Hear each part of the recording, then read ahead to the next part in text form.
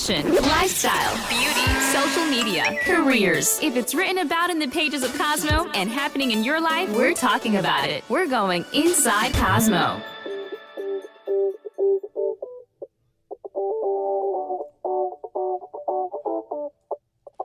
Hey everybody, welcome back to Inside Cosmo on Cosmo Radio, Sirius XM 108. I love this song. And it's Jesse McCartney. It's Friday. What do you want from me? It's Fashion Friday, and you know I like to talk a lot about lifestyle on Fridays here on Inside Cosmo, Sirius XM 108.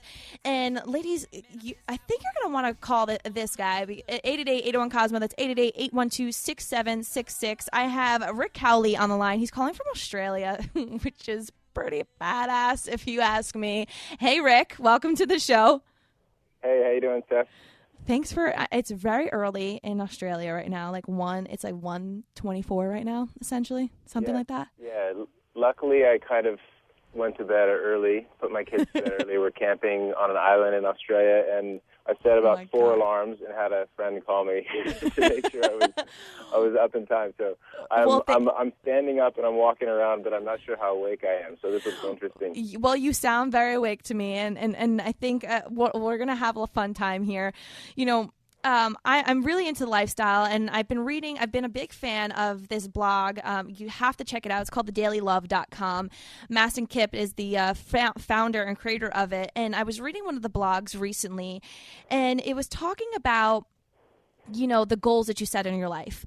And Rick was mentioned in it. He's the creator of Surf Life Yoga and Surf Retreats. And there's this thing that he has called a Fycket List. And I was reading it and I'm like, wow, this guy's he just big potty mouth here. And it's not exactly what you think. We can say it's satellite radio. Okay. So tell me a little bit about Fycket List, because it rhymes with bucket list, and I think there's so many of us who have. I mean, at least for me, I've had made plenty of bucket lists in my life. I've seen the movie. You know, it's something that we do, things that we look forward to doing in our lives. Yeah. So the Fycket List is like a bucket list, but we kind of draw it closer to us in time by looking at, within the next 5 years, what are the things that you want to be and do and have. And the main purpose of it is a way to orient your life around what inspires you and to clarify what really inspires you and what would make you excited when you wake up in the morning, and what are the you know, the big things that you've always dreamed about that you might have just put them on the back burner or thought, oh, you know, I'll get to it someday, or maybe I will never get to it. It kind of clarifies it, and you put it down on a piece of paper. And, you know, the act of putting it down on a piece of paper and clarifying it has some magic. Right. And what, so how is it, I mean, it's different than a bucket list because we're not really focusing on like, I need to do this before I die. These are things that you want to put on your list for the next, you know, so when I was reading it, because I made my own bucket list, and since I'm 25, it suggests that I do something that ends in either a 5 or a 0, like in the next five years. So for me, 5 years would be by the time I'm 30. Right. And I've even kind of specified it a bit more. So you're looking at things within the next 5 years, and you're going to put an age beside the item. So say it's, you know, learn to play and perform 10 songs on guitar. And so you might put in 2 years' time, it'll, you know, that's how long you want to take to do that one. Whereas something a bit bigger, you know, maybe start your own company or something, you might give yourself 3 or 4 or 5 years. So you can also look at, kind of prioritize what you want to do first, and then give yourself a little more time for the bigger goals. But when you look at 5 years, if you really were focused and inspired, what couldn't you accomplish or become in 5 years? It's a lot of time. Well, where did you get the inspiration to kind of start doing? I mean, when I was first talking to you, you were in Bali. You live in Bali, right? Yes, I'm there most of the time. Yeah. Yes, no big deal. You know, probably one of the most beautiful places in the world. And now you're just hanging out in Australia on an island, and it sounds like a dream to most of us. So how did you get to that place where that made it on your own little Fycket list? Well, I guess the quick version is when I was, so I'm 37 now. When I was 21, I had leukemia. Wow. And that was one of the best things that ever happened to me. It was I was really fortunate to have kind of a mentor at the time that helped me see it as one of the, a changing point in my life. And you see that your life is temporary, and that you're not going to be around forever.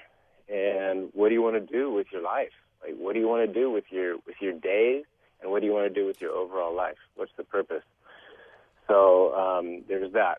Then a few years ago, I started running free yoga surf retreats for young adult cancer survivors as a way to give back to them and help them, because for a lot of young adults who go through cancer, there's not a lot of support, like really emotional, spiritual, peer-based support.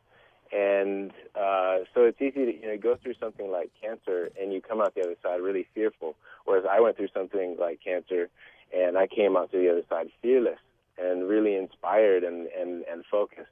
But it wasn't until I started running the retreats for young adult cancer survivors that I started kind of, giving away the knowledge that I'd gained and kind of sharing through the experiences that I'd had, and also, come through the other side healthy and alive and inspired to live. So I wanted to share that experience with other young adult cancer survivors, so they unwrapped the presents that were given to them through cancer. So those were two key things. And then I started running yoga surf retreats in Bali, the Surf Life retreats, which were about that, kind of looking at your purpose. At that point, we were kind of primarily looking at what's your life purpose, what do you want to do with your life. And then I had two guests come, Bella and Daniel, and at the end of their retreat, they said, do you want to hear our list? I said, what list? They said, this is 30 things we want to do before we're 30. They were each about 25. Wow. And they were the most inspiring young adventure couple. Like, they'd each, Bella had skydived like almost 700 times, and Daniel skydived like 200 times. And they were just like, they had this list. She had this list of about 30 things, and she had checked off, already about 15 of these things, and they were all like full-on adventure, very bold, world traveling kind of things. And they were young, and I was so inspired by it. It felt like a piece of the puzzle kind of clicked into place when I heard that list.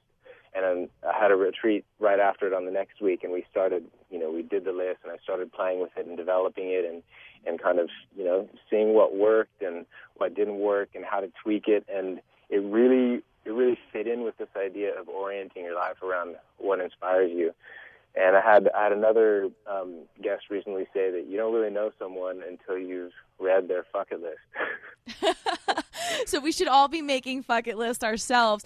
So, I mean, you talk a lot about, you went through what many would call a traumatic experience, and you say it's one of the best experiences of your life because it really taught you how to live.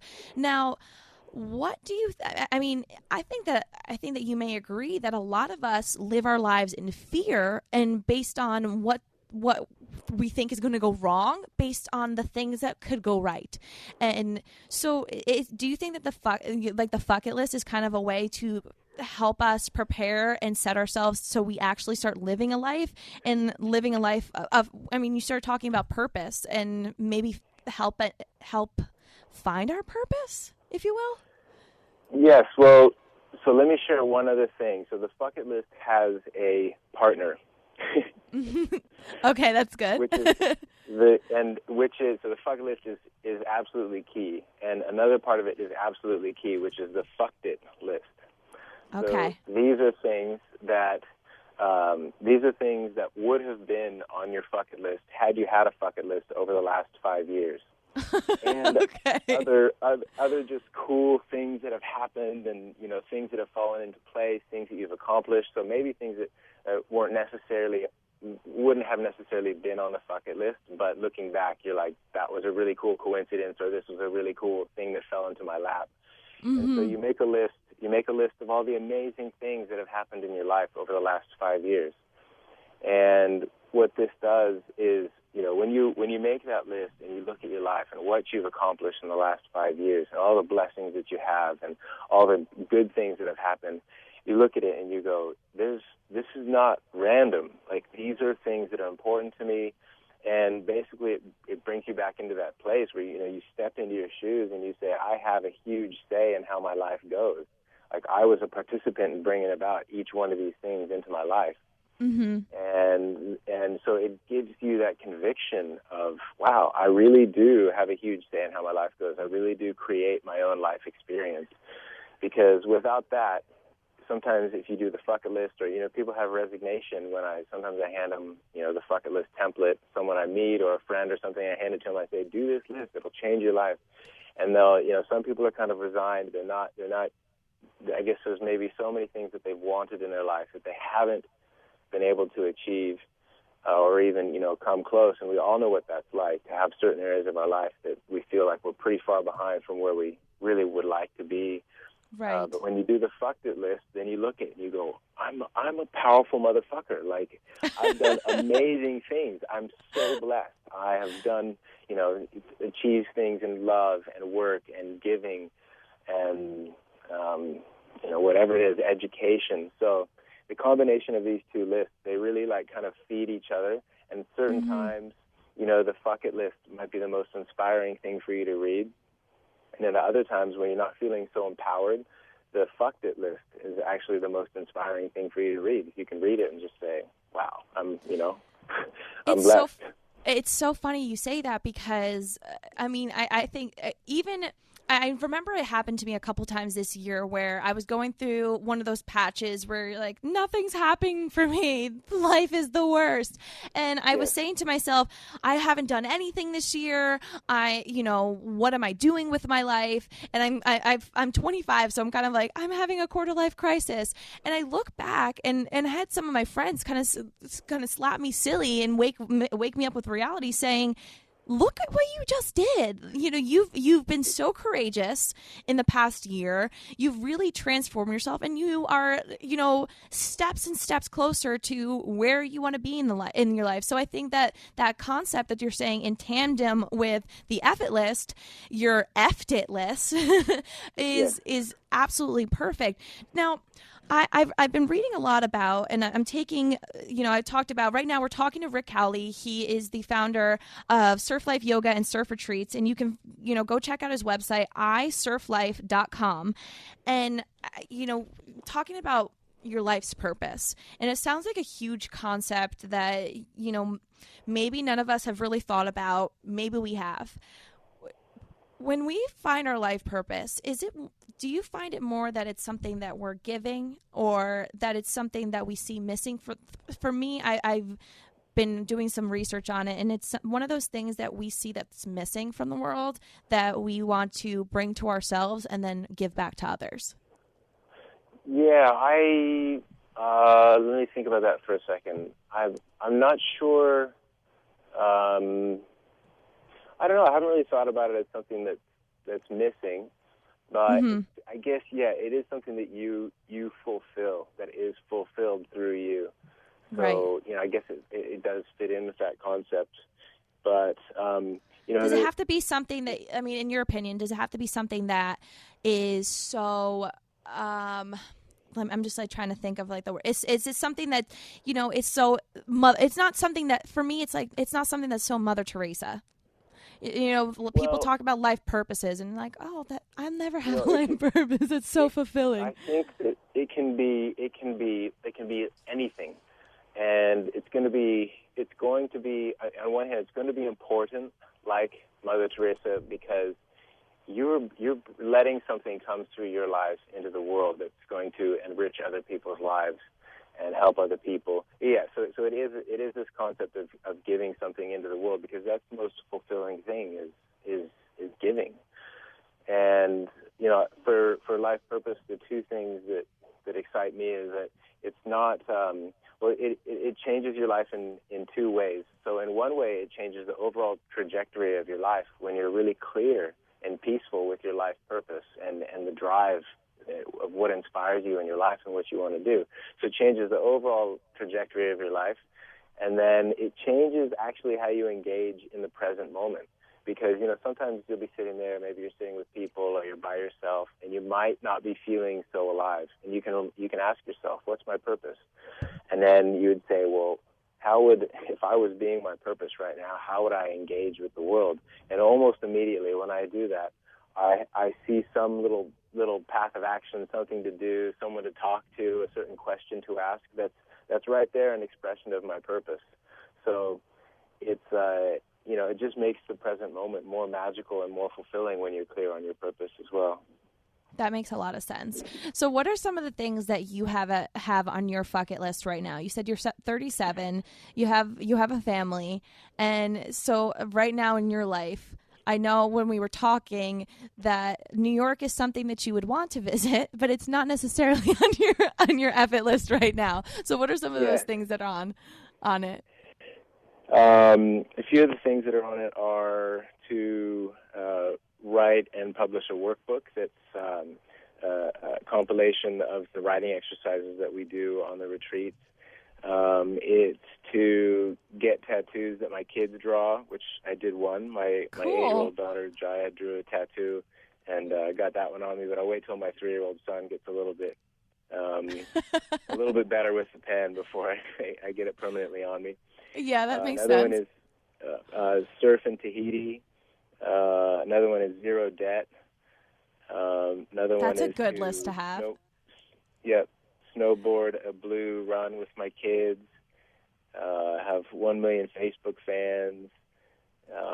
To see the retreats evolve into, and I have just question marks after it. So, one of my visions is that the retreats actually become obsolete within the next 3 years. So they grow, and there's a different way to sort of communicate my message that's going to impact more people than retreats allows me to. Right. I like that. So when we're thinking about, we're talking about like the next 5 years, and I start to make my Fycket list, and one of the things on mine is to skydive. And you were talking about the people who inspired you behind the whole Fycket list was a couple who was one of the girls skydived over 700 times, which is crazy to me. I think I could stick with once, at least once. But for somebody in their mid-20s, what is some of the things that we should kind of like be looking out for and how to make one, especially when we're kind of living in this life of fear where it's like, I'm never going to amount to anything? It's really simple. So it's just what inspires you, and allowing yourself to feel what inspires you as your mind kind of wanders down the different paths in your life, so the different areas of your life. So, it's like health, relationships, money, family, work, giving, contribution. So as you kind of, look at those different areas of your life, what are the things that inspire you about it? What are the experiences that you want to have? And at first, it's okay to be really general, like say, I want to be happy. If you can't think of anything really specific in the moment, so you just put that general thing. I want to be happy, or I want to be really healthy. And then over time, as you read your list, and as you go about living your life, having the list kind of in the background, a specific measurement of it will come up, which is really empowering. Like you want to think of a really tangible experience, like.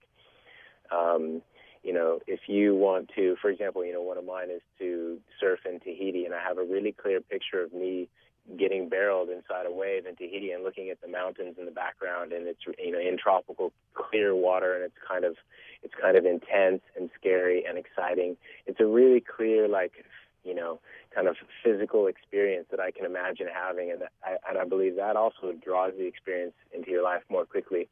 So allow yourself to just dream, be really general and gentle with yourself as you dream, follow your inspiration, and then let really specific experiences come into your mind. The feeling of your feet walking on the wet sand, or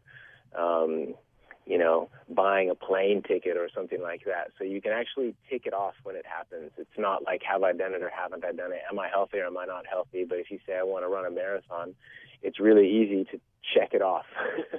Yeah, exactly. Like I want to be healthy. Yeah, exactly. Like you can check off I ran 26.2 miles. You can't necessarily check off I ran a lot. Because a lot to me and a lot to you could be completely different things. So, I mean, those people that you were talking about who inspired the whole concept of the Fycket List, they had really great examples, and like what you were talking about, something tangible. What are some of on your Facebook page, and you can let the listeners know exactly where to find you.